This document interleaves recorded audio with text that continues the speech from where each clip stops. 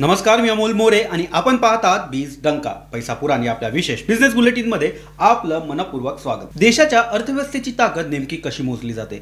उद्योग किती वेगाने वाढत आहेत, ग्राहक किती खर्च करत आहे, व्यापार किती वाढत आहे आणि सरकारच्या तिजोरीत किती महसूल जमा होत आहे याची खरी झलक काही महत्त्वाच्या आर्थिक आकडेवारीतून मिळत असते।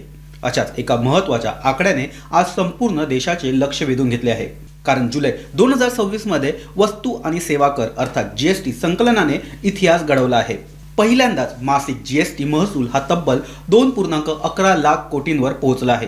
ही केवळ आकड्यांची वाढ नाही, तर भारताच्या अर्थव्यवस्थेच्या बदलत्या स्वरूपाची आणि वाढत्या क्षमतेची साक्ष देणारी घटना आहे। गेल्या वर्षीच्या जुलैच्या तुलनेत तब्बल 15.4% वाढ नोंदवत जीएसटी महसुलाने आतापर्यंतचे सर्व विक्रम मोडीत काढले आहे। आर्थिक तज्ञांच्या मते इतक्या मोठ्या प्रमाणावर महसूल वाढणे म्हणजे देशात उत्पादन सुरू आहे, उद्योग विस्तारत आहे, ग्राहक खर्च वाढत आहे, व्यापार वाढत आहे आणि सर्वात महत्त्वाचं म्हणजे कर प्रणालीवरील विश्वास हा मजबूत होत आहे। हा विक्रम नेमका किती मोठा आहे? 2017 मध्ये जीएसटी लागू झाल्यानंतर सुरुवातीच्या काळात मासिक महसूल 1 लाख कोटींच्या आसपास राहायचा। यानंतर अर्थव्यवस्था विस्तारत गेली तसे हे आकडे वाढू लागले। काही महिन्यात 1.50 लाख कोटी, त्यानंतर 1.70 लाख कोटी आणि आता 2 लाख कोटींच्या दिशेने प्रवास सुरू झालाय।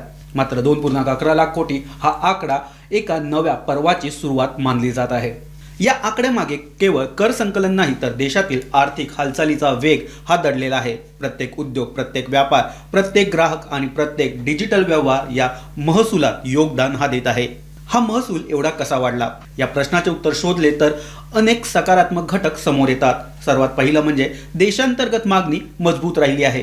गेल्या काही महिन्यात ग्राहकांशी वाहनं, इलेक्ट्रॉनिक्स, घरगुती वस्तू, बांधकाम साहित्य, मोबाईल उपकरण आणि विविध सेवांवर मोठ्या प्रमाणात खर्च केला आहे। ग्राहक खर्च वाढला की उत्पादन वाढते आणि उत्पादन वाढले की जीएसटी संकलन देखील वाढत असते। दुसरा मोठा घटक म्हणजे उद्योग क्षेत्रातील सातत्यपूर्ण विस्तार। उत्पादन क्षेत्राने चांगली कामगिरी केली आहे, सेवा क्षेत्रातील व्यवहार हे वाढले आहे। माहिती तंत्रज्ञान, बँकिंग, विमा, दूरसंचार, लॉजिस्टिक, पर्यटन, हॉस्पिटॅलिटी आणि ई कॉमर्स या क्षेत्रांमध्ये व्यवहार यांचा वेग सध्या कायम आहे। तिसरा महत्त्वाचा घटक म्हणजे आयातीत झालेली मोठी वाढ। उद्योगासाठी लागणारा कच्चा माल, यंत्रसामग्री, इलेक्ट्रॉनिक घटक आणि वाहन उद्योगासाठी आवश्यक वस्तू मोठ्या प्रमाणावर आयात झाल्या आहेत। आयातीवर जीएसटी आकारला जात असल्यामुळे महसुलात देखील वाढ ही झाली आहे। कर चुकवेगिरीला बसला लगाम। महसूल वाढवण्यामागील सर्वात मोठा बदल म्हणजे कर प्रणालीत डिजिटल क्रांती आली आहे। पूर्वी बनावट बिले, फसवे इनपुट टॅक्स क्रेडिट आणि कर चुकवेगिरी ही मोठी समस्या होती। मात्र सरकारने गेल्या काही वर्षात इनोव्हाइस, वे बिल, कृत्रिम बुद्धिमत्ता आधारित डेटा विश्लेषण, रिस्क प्रोफाइलिंग आणि रिअल टाइम पडताळणी याचा वापर करून मोठ्या प्रमाणावर सुरू केल्यामुळे हे फसवेगिरीला लगाम बसला आहे। आज प्रत्येक मोठा व्यवहार हा डिजिटल पद्धतीने नोंदवला जातो। विक्रेत्याने दाखवलेले बिल आणि खरेदीदाराने दाखवलेला खर्च याची संगणकीय पडताळणी ही केली जाते। त्यामुळे बनावट व्यवहार लपवणे अधिक कठीण होऊन बसला आहे। याचा थेट परिणाम अनुपालनावरती होत आहे। अधिकाधिक व्यापारी नियमित रिटर्न भरू लागले आहेत आणि सरकारचा महसूल हा वाढत चालला आहे। यासोबतच आज भारत जगातील सर्वात मोठ्या डिजिटल पेमेंट इकोसिस्टीमपैकी एक बनला आहे। यूपीआय व्यवहारांचा विक्रमी वापर होत आहे। Net banking, code payment, online accounting, GST पोर्टलवरील रिटर्न आणि क्लाउड आधारित व्यवसाय व्यवस्थापनामुळे अर्थव्यवस्था अधिक औपचारिक झाली आहे। लहान दुकानदार असो, ऑनलाईन विक्रेता असो किंवा मोठी कंपनी, प्रत्येक व्यवहार आता डिजिटल पद्धतीने नोंदवला जात आहे। यामुळे सरकारला महसूल लपवणं कठीण झालं आहे। ई कॉमर्स उद्योग आज अर्थव्यवस्थेतील सर्वात वेगाने वाढणाऱ्या क्षेत्रापैकी एक ठरत आहे। ऑनलाईन खरेदीमध्ये सातत्याने वाढ होत आहे। यामुळे या क्षेत्रातून मोठ्या प्रमाणावर जीएसटी हा संकलित होत आहे।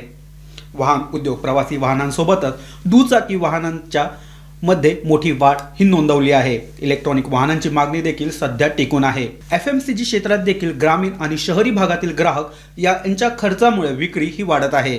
सिमेंट, स्टील आणि बांधकाम साहित्याच्या विक्रीत देखील वाढ होत आहे। त्यामुळे पायाभूत सुविधा यांच्या क्षेत्रात महसूल हा मजबूत राहत आहे। यासोबतच औषध निर्मिती, माहिती तंत्रज्ञान, दूरसंचार आणि लॉजिस्टिक या क्षेत्रांनी देखील जीएसटी संकलनात महत्त्वाचं योगदान हे दिलं आहे। वन नेशन वन टॅक्स ची खरी ताकद सध्या दिसत आहे। 2017 मध्ये जीएसटी लागू झाला तेव्हा अनेक शंका व्यक्त केल्या जात होत्या। आज मात्र 9 वर्षानंतर या प्रणालीने देशातील अप्रत्यक्ष कर रचनेत अमूलाग्र बदल घडवून आणले आहेत। पूर्वी प्रत्येक राज्यात वेगळे कर, वेगळे नियम आणि वेगवेगळ्या तपासण्या असायच्या। आता संपूर्ण देश एकसंध बाजारपेठ म्हणून विकसित झाला आहे. व्यवसाय करणे अधिक सोपे झाले आहे. माल वाहतुकीचा वेग हा कमी झाला आहे. इनपुट टॅक्स क्रेडिटमुळे उद्योगांचा खर्च कमी झाला आहे. स्पर्धात्मकता वाढली आहे आणि सर्वात महत्त्वाचं म्हणजे कर प्रणाली अधिक पारदर्शक झाली आहे. याचा फायदा सरकारला देखील झाला आहे.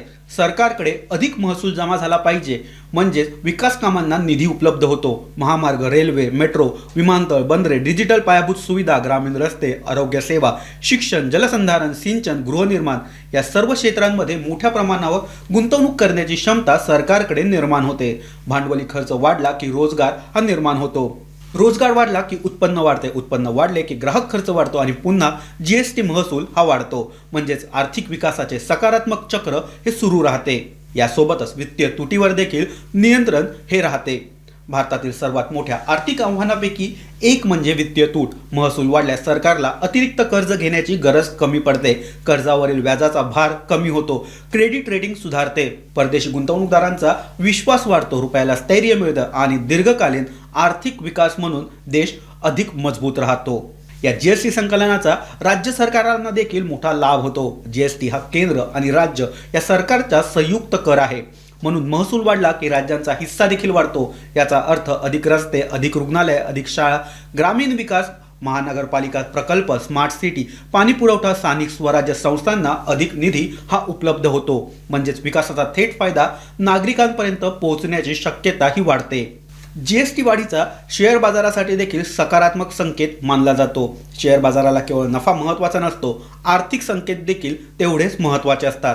जेव्हा जीएसटी महसूल वाढतो तेव्हा बाजार त्याचा अर्थ असा लावतो की उद्योगांची विक्री चांगली आहे, ग्राहक खर्च वाढत आहे, मागणी टिकून आहे, अर्थव्यवस्था मंदावलेली नाही आणि म्हणूनच मजबूत जीएसटी आकडेवारीनंतर गुंतवणूकदारांचा आत्मविश्वास वाढण्याची शक्यता ही अधिक असते. विशेषतः बँकिंग, कॅपिटल गुड्स, पायाभूत सुविधा, वाहन, सिमेंट, एफएमसीजी, औद्योगिक उत्पादन, लॉजिस्टिक्स क्षेत्रातील कंपन्यांना याचा सकारात्मक फायदा हा होऊ शकतो. आता सर्वांचे लक्ष सणासुदीच्या हंगामाकडे लागलं आहे. ऑगस्टपासून दिवाळीपर्यंत ग्राहक खर्च पारंपरिकरित्या हा वाढत असतो. वाहन खरेदी, घरगुती उपकरणे, सोनं आणि चांदीची खरेदी, कपडे, ऑनलाईन सेल, मोबाईल, इलेक्ट्रॉनिक, गृहनिर्माण या सर्व क्षेत्रात मोठ्या प्रमाणावर व्यवहार हे होत असतात. त्यामुळे पुढील काही महिन्यात जीएसटी महसूल मजबूत राहण्याची शक्यता व्यक्त केली जात आहे.